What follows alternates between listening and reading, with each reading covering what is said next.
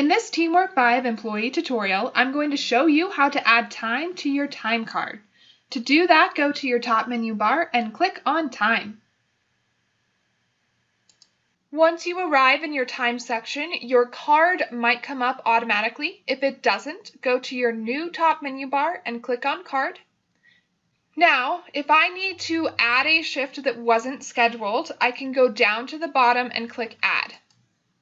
I can choose the date, the time, the hours, the location, the task, all of that same information I can enter in myself. Let's say I was asked to come in the afternoon, so I'll click this clock and choose 12 p.m.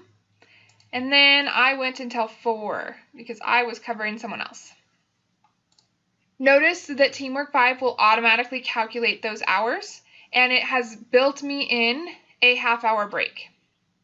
I can change the location if I'm not working at after hours by clicking this drop-down menu and choosing something else. I can also change the project or task by clicking this drop-down menu. And I can change my activity. Now I might want to leave a note, since this is an extra shift, saying something like was called in. We'll put to cover. And I can alert my manager or not by clicking this drop-down arrow.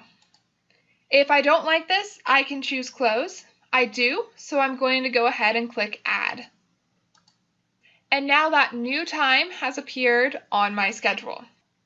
Your time card will be broken down based on when you were scheduled and when you added something different. It will also show the location, station, and task that you were assigned to complete.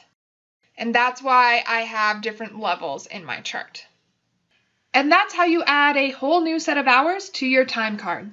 Check out the next video to learn about your timesheet.